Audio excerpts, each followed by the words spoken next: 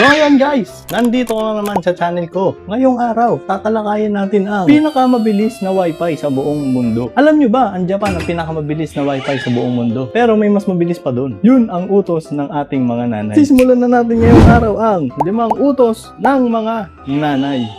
Na kapag hindi mo sinunod at sumuway ka sa utos niya, may kalalagyan ka talaga. Number 1. Ang una sa listahan natin ay ipagbili mo ko ng mga Ricardo. Na kapag nagluluto na yung nanay natin, kailangan may mga Ricardo, syempre. Bili mo nga ako doon ng bawang, suka, toyo, luya. Bilisan mo kay Aling Betchay. Bawang, suka, toyo, luya kay Aling Betchay. Yun yung palagi natin mga binibili kapag magluluto na yung nanay natin. Na kung sakto lang yung pera niya, hihingi ako pa niya ng sukli. Ate, paglalaban niya pa, may sukli ka pa dapat. At wala na sukli. Sakto lang yung binigay mo eh. Kinukupitan mo na naman ako. Pangalawa, gumising ka na, tanghali na. Isa to sa palagi nating narinig sa mga nanay natin. Na kailangan gumising ka na ng maaga. Tanghali na nga daw. Kahit alam mong alas 8 pa lang ng umaga, tanghali na yun sa kanya. Alas 6 pa nga lang, naghihingi na yung mama ko. Ay, mga batugang to, ayaw magsipag-kilos. Mama naman, alas 6 ng umaga. Pakilusin mo ko. Ano nga ba dapat ang ginagawa pag alas 6 ng umaga? Magluto ng almusal at mag-prepare ka dahil papasok ka sa eskwela. Alas 10 pa yung pasok ko eh. Yung masagot ka pa? Siyempre, huwag kang sasagot sa nanay. Baka gamitin niya yung trap card niya sa'yo. Dahil kapag sinagot mo yung nanay mo, ang sasabihin lang naman yun sa'yo eh. Ako nagdala sa'yo ng 9 na buwan sa sinapupunan ko kaya umayos ka sa akin. Number 3. Ang pangatlo sa listahan ay huwag kang magpapagabi sa labas. Lalo na pag babae ka. Nakapagsapit dapat ng alas 6, dapat nasa bahay ka na. Ang nakakatawa lang dun sa experience namin, call center yung ate ko. Dapat alas 6 pa lang nasa bahay na siya. So ano sasabihin mo sa boss mo dun? Dapat alas 6 nasa bahay ka na kasi magagalit namin. Ang malupit dun, inabangan siya ng mama ko dun sa may kanto ng Victoria. Ganun kaprotektado ang nanay namin sa amin. Pero iba na istorya pag lalaki na yung nasa labas. Tapos inabutan ka na ng alas 7 ng gabi. Ginabi lang ako, may tinatapos kami. Diyan ka na matulog! Pag babae sinusundo, pag lalaki nilalakan ng gate.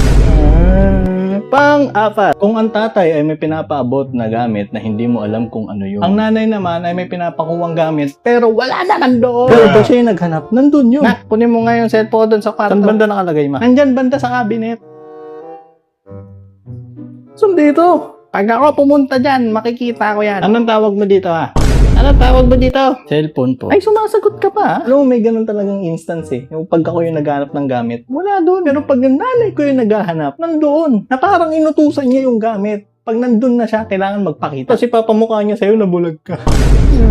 Ang pang-5 sa ating listahan ay... Hindi po, ate! Number 5. Ikaw maghuhugas ng pinaghainan. Aba, lalo na pag bunso ka. Magkakapatid po kasi ako ang bunso. Bilang ikaw yung bunso, ikaw dapat yung maghuhugas ng pinggan pagkatapos niyong kumain. Sa araw-araw na ginawa ng Diyos. Ako. Ang naghuhugas ng pinggan. Anak, maghuhugas ka na ng pinggan doon. Ano naman si kuya eh. Sumasagot-sagot ka pa ha? Ayun na nga nang gagawin mo eh ha? Pero may punto rin naman yung magulang ko. Palamunin kasi ako. Palamunin kasi ako ng mga panahon na yun eh.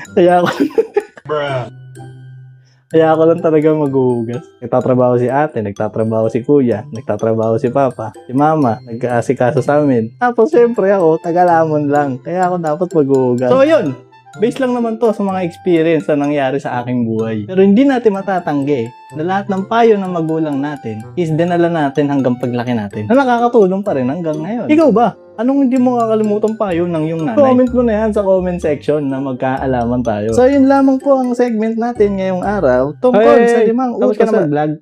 Bilisan mo dyan. May hugasan ka pang pinggan. Apa, sige pa. Adios. Paalam. We're going under, and there's nothing we can do. The final hour before we let it go down.